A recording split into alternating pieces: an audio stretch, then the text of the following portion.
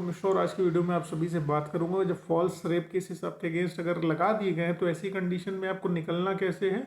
और कौन कौन सी मिस्टेक्स आपको नहीं करनी है। 7-8 पॉइंट्स मैं आपको बताऊंगा जिनको आपको रेप का फर्जी एलिगेशन अगर आपके ऊपर लगा हुआ है तो उस मैटर में आपको विशेष ध्यान रखना है। हाँ, बहुत सारे सही केसेस भी आ रहे हैं, उनके संबंध में आरोपियों को कड़ी से कड़ी सजा मिलनी चाहिए, बिल्कुल मिलनी चाहिए। और जहां पर झूठे तरीके से लड़कों को फंसाया जा रहा है, स्पेशली शादी का झांसा देने के नाम पर, वहां पर उनको बचाने की भी पूरी कोशिश करने की जिम्मेदारी भी हम ही सबकी है। सबसे पहली चीज आपको हमेशा याद रखना है कि अगर आपको लॉयर करना है, अगर रेप के एलिगेशन आपके गए हैं तो चूज योर लॉयर वॉइसली। अपने अधिवक्ता को आप एकदम अपना विवेक का इस्तेमाल करते हुए चुने, क्योंकि वही आपके मुकदमे की मूल कड़ी होता है। वही डिसाइड करेगा कि उसकी प्रैक्टिस डिसाइड करेगी, उसका तरीका डिसाइड करेगा कि आपको सजा होगी या बरी होंगे, आपकी बेल होगी या नहीं होगी। तो ध्यान रखिएगा,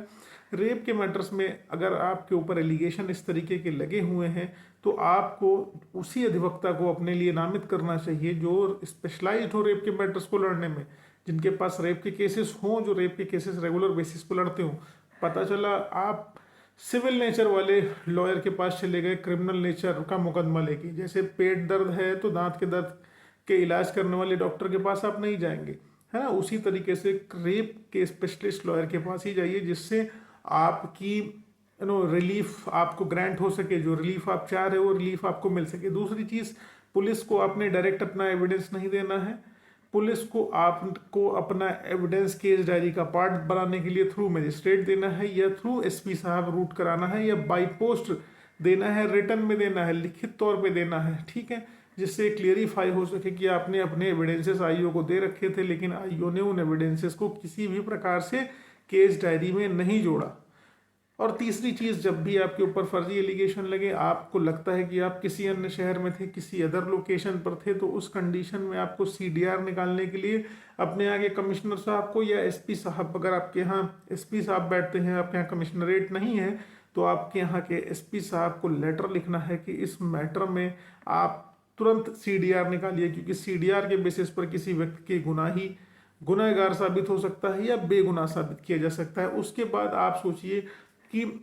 आपने क्या करना है, सरेंडर करने की भूल नहीं करना है। आपके पास जब तक रेमेडी अवेलेबल है, चाहे वो एफआईआर क्वेश्चन की हो, चाहे वो अरेस्ट की हो, चाहे बेल की हो, आपको पूरी तरीके से अपनाना है, पूरा प्रयास करना है अपने को बचाने के लिए, क्योंकि हमारे कानून यही कहते हैं कि आप गिरफ्तारी से अपने बचाने के लिए किसी भी हद तक जा सकते हैं। लीगल तरीके से आपके पास जितनी रेमेडीज अवेलेबल है उनका आप इस्तेमाल कर सकते हैं, और जो कानून के रक्षक हैं पुलिस वाले, वो गिरफ्तार करने के लिए भी किसी हद तक जा सकते हैं। तो सरेंडर अगर करने की नौबत आ जाती है तो सरेंडर पुलिस के पास नहीं करना है, क्योंकि पुलिस स्टेशन में आप जाके सरेंडर भी कर दोगे तो पुलिस वाले आपके सरेंडर को सरेंडर नहीं दिखाएंगे, वो दिखाएंगे कि आपको फलाने चौराहे से उठा के पकड़ा, आप भागने के फिराक में थे, कांस्टेबलों के साथ गए, भलका बल का प्रयोग किए, उसके बाद आपको पकड़ के लेके चले आए। आप कितनी भी ईमानदारी से उनके पास जाके सरेंडर करोगे, वो कभी नहीं दिखाएंगे कि आपने सरेंडर किया है। वो आपका कंडक्ट कहीं ना कहीं खराब ही दिखा देंगे केस डायरी में कि अभियुक्त भागने की फिराक में था, हमने हल्का बल का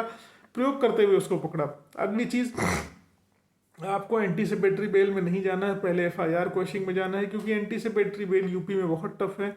इम्पॉसिबल है। लगभग 376 के मैटर में आप अगर स्टे में जाते हैं, एफआईआर क्वेश्चन में जाते हैं, तो उसकी पॉसिबिलिटी ज़्यादा रहती है, जो कोर्ट्स का रुख है कि till next date of listing आपको स्टे मिल जाता है और उसका नंबर टेकअप नहीं होता, फिर वो फर्दर चार्जशीट तक चलता रहता है। उसके बाद जब आती है एफआईआर की अगर स्टेज आई है तो आप एफआईआर क्वेश्चन में जाइए, चार्जशीट की स्टेज आई है तो आप चार्जशीट क्वेश्चन में जाइए, चार्जशीट क्वेश्चन में नहीं अलाउ हो रही तो डिस्चार्ज में डालिए, डिस्चार्ज डाल के फिर आप हाई कोर्ट आ जाइए। ऑप्शंस बहुत सारे हैं आपको निकलने के लिए, लेकिन अगर आपके पास वाकई में सबूत हैं, फैक्ट्स हैं, सर्कमस्टांसेस आपके फेवर की हैं, तो आप डेफिनेटली इस मैटर से निकल सकते हैं। वरना बहुत ही समस्या वाला ये मामला है, इसमें प्रॉब्लम इतनी ज़्यादा होती हैं जिसका कोई अंदाज़ा नहीं। जो लोग जेल रह के आए हैं वही बेहतर जानते हैं, बाकी बहुत सारे तफरीखोर जो तफरी करना है वो तफरी कमेंट में भी नीचे करेंगे भी। उम्मीद है जानकारी पसंद आई है, समझ में अगर ऐसा कुछ है तो वीडियो को लाइक शेयर सब्सक्राइब करना मत भूलना। फेसबुक इंस्टाग्राम ट्विटर पर नहीं जुड़े हैं तो जुड़िए, लिंक आपको डिस्क्रिप्शन में मिल जाएगा। जय हिंद, जय भारत।